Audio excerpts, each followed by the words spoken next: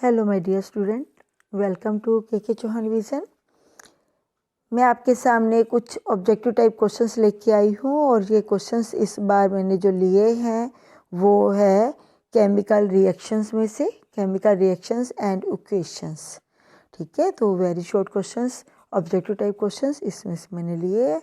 तो first question है barium chloride BaCl2 aqueous, एक क्या होगा मतलब एक्वस सोल्यूशन है। सोडियम सल्फेट के साथ जब रिएक्शन करता है तो बेरियम सल्फेट सॉलिड बनता है और सोडियम क्लोराइड एक्वस बनता है। तो ये किस टाइप की रिएक्शन है? देखो आप देखो यहाँ से बेरियम क्लोराइड और सोडियम सल्फेट आपस में मिल रहे हैं, तो क्या ये संयोजन अभिक्रिया बन रही है? अभी और डिटेल में देखेंगे। हाँ, इधर आएंगे तो यहाँ पे हम देख रहे हैं कि बेरियम सल्फेट बन रहा है। तो पहले सल्फेट के साथ तो सोडियम था, अब सल्फेट के साथ बेरियम आ गया है।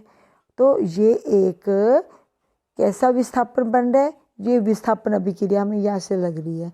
और यहाँ पे हम देखते हैं तो सोडियम के साथ सल्फेट था, अब सोडियम के साथ क्लोरीन आ गया है।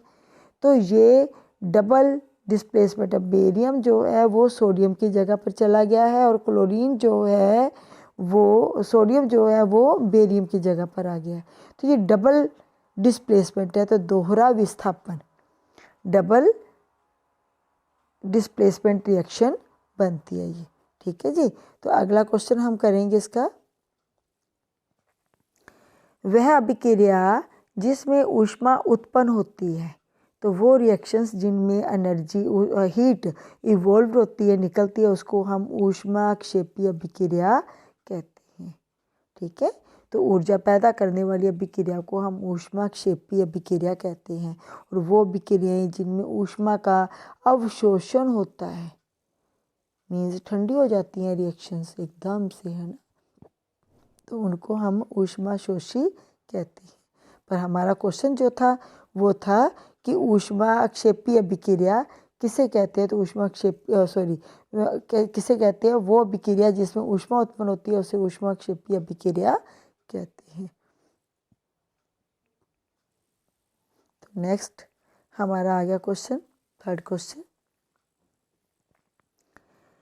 जल के विद्युत अपघटन पर हाइड्रोजन और ऑक्सीजन का मोल अनुपात क्या होगा? हाइड्रोजन हम फार्मूला देखेंगे, हाइड्रोजन ये है ना, तो हाइड्रोजन के कितने? 2 हैं तो 2, ऑक्सीजन का 1 है तो 1, ये अनुपात बन गया 2:1। ठीक है, तो अब अगला आ गया हमारा क्वेश्चन, जंक का रासायनिक सूत्र क्या है? तो जंग का रासायनिक सूत्र जो है वो होता है Fe2O3 और साथ में डाले हुए हैं वाटर। ठीक है, कितने मॉलिक्यूल हैं हमें नहीं पता, तो उसके लिए हमने X डाल दिया। ठीक है, तो X मॉलिक्यूल वाटर के आ जाते हैं। तो जितनी ज़्यादा जंग होती जाएगी ये मॉलिक्यूल जो है वाटर के वो बढ़ते जाते हैं। ठीक है, तो जंग का फार्मूला क्या होता है? Fe2O3 और साथ में वाटर मॉलिक्यूल होते हैं। इसमें कितने होते हैं उनके लिए हमने X के साथ इसको शो करते हैं। अगला हमारा क्वेश्चन आ जाता है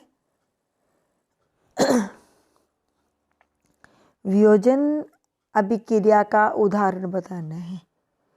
डिकम्पोजिशन रिएक्शन वो रिएक्शन होती है जिसमें एक ही सब्सटेंस होता है और वो टूटता है। ठीक है, ब्रेक करेगा और 2 या 2 से ज़्यादा बनेंगे। तो हम देखेंगे इसमें तो जो है 2 रिएक्टेंट है, इस वाले में भी 2 रिएक्टेंट है, इस वाले में भी 2 रिएक्टेंट है, ये तो सभी कॉम्बिनेशन रिएक्शंस हैं। और अब ये बच गया, इसमें क्या है? लेड नाइट्रेट है। तो लेड नाइट्रेट ओनली 1 रिएक्टेंट है जो रिएक्शन में भाग ले रहा है और टूटने के बाद लेड ऑक्साइड, नाइट्रोजन डाइऑक्साइड और ऑक्सीजन गैस बनाता है। इसका रंग लाल भूरा होता है। ठीक है, नाइट्रोजन डाइऑक्साइड का रंग लाल भूरा होता है। तो कहते हैं वियोजन अभिक्रिया का एक उदाहरण देना था, तो ये वाला आंसर हमारा आएगा, वियोजन अभिक्रिया का उदाहरण। लोहा किसके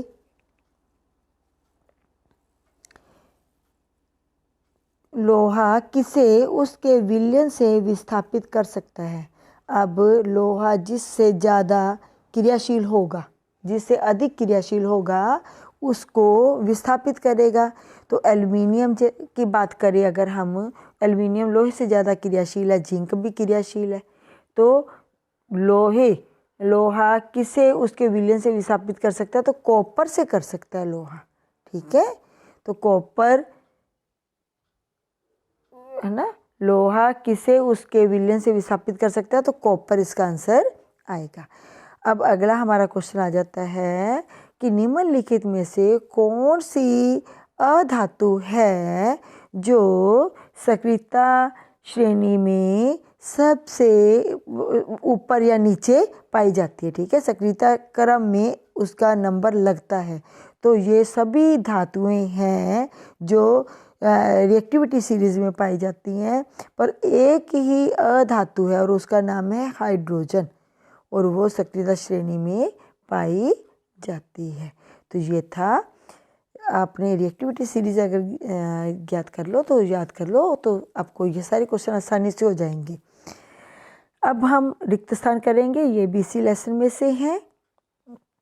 तो अपघटन अभिक्रिया की विपरीत अभिक्रिया है। किसकी अपघटन अभिक्रिया में क्या होता है, एक सब्सटेंस होता है और वो ब्रेक करता है, दो या दो से ज़्यादा सब्सटेंस बनते हैं।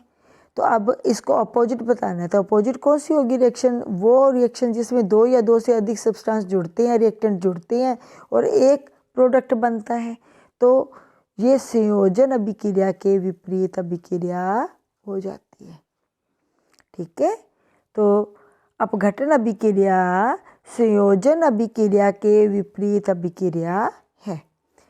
अम्ल और क्षारक की निश्चित मात्रा और आयतन मिलाते हैं, तो अब मैंने आपको बताया था कि लवण और पानी या जल बनता है। इसकी ओकेशन, जैसे ये अम्ल ले लिया हमने, ये क्षार ले लिया हमने, सोडियम हाइड्रोक्साइड, इन दोनों को मिलाया तो क्या बनता है, सोडियम क्लोराइड बनता है और वाटर बनता है। तो ऐसी रिएक्शंस जिसमें एक अम्ल और एक क्षार मिलकर क्रिया करते हैं, मिलते हैं और लवण और पानी बनता है, उस अभिक्रिया को हम उदासीनीकरण अभिक्रिया कहते हैं। उसके बाद वह अभिक्रिया जिसमें ऊष्मा का उत्सर्जन होता है उसको ऊष्माक्षेपी अभिक्रिया कहते हैं। वह अभिक्रिया जिसमें ऊष्मा का अवशोषण हो उसे ऊष्माशोषी अभिक्रिया कहेंगे। ऑक्सीकरण और अपचयन एक दूसरे की पूरक है। अगर किसी पदार्थ का ऑक्सीकरण हो रहा है तो दूसरे का अपचयन हो रहा है। ऑक्सीजन का जुड़ना ऑक्सीकरण कहलाता है, ऑक्सीजन का हटना अपचयन कहलाता है। ऑक्सीजन तभी हटेगी ना जब कोई लेने वाला होगा तो। ठीक है, तो एक पदार्थ ऑक्सीजन को छोड़ेगा तो दूसरा उसको लेगा, तो यही बात बोला, जो छोड़ेगा उसका अपचयन हो रहा है, जो लेगा उसका ऑक्सीकरण हो रहा है। तो ऑक्सीकरण और अपचयन एक दूसरे की पूरक अभिक्रियाएं हैं। तो मुझे उम्मीद है आज का टॉपिक आपको समझ आया होगा। Thanks for watching this video. Thank you.